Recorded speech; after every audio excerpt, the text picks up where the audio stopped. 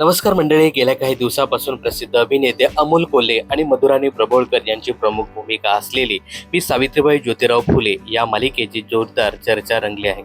5 जानेवारीपासून सुरू झालेली ही मालिका अवघ्या 6 महिन्यात प्रेक्षकांचा निरोप घेणार आहे.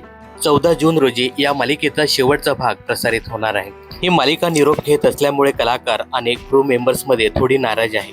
मालिकेला लागणारा खर्च हा अधिक असल्या कारणाने यासोबतच कमी TRP मुळे ही मालिका बंद होणार आहे. मात्र अमोल कोल्हे यांनी सर्व कलाकारांना आणि इतर मेंबर्सना विश्वासात घेऊन आपण पुन्हा एकदा दुसरीकडे ही मालिका सुरू करणार आहोत असं सांगितलं होतं.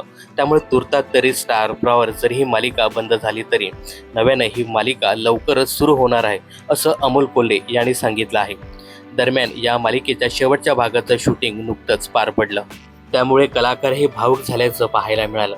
या मालिकेने अल्पावधीतच प्रेक्षकांची मनं जिंकली होती. दरम्यान ही मालिका बंद होणार असल्याने या मालिकेत सगुना आऊ हे पात्र साकारणाऱ्या अभिनेत्री गार्गी फुले याने एक भावनिक पोस्ट लिहिली आहे. या पोस्टमध्ये त्या लिहित आहेत, आज मी सावित्रीबाई ज्योतिराव फुले या स्टार प्रॉच्या मालिकेचा शेवटचा दिवस. काय बोलावे हे कळत नाही. या सिरियलमध्ये मी सगुना आऊची भूमिका साकारली. डे 1 पासून अगदी आजपर्यंत सगुना आऊने माझी साथ सोडली नाही. अगदी ज्योती आणि सावित्रीला तिने जशी खंबीर साथ दिली तशी मलाही तिने सोडलं नाही. नात्याने आऊ माझे खापर बनजे, पण ती साकारताना आऊनेच मला मार्ग दाखवला. तिने माझ्याकडून ही भूमिका करून घेतली. बाकी काय बोलू.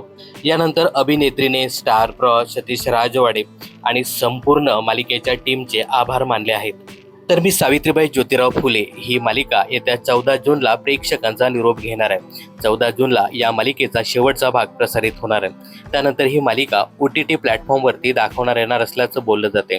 आता कोणत्या OTT प्लॅटफॉर्मवरती ही मालिका दाखवली जाते हे पाहणं खूपच इंटरेस्टिंग ठरणार आहे.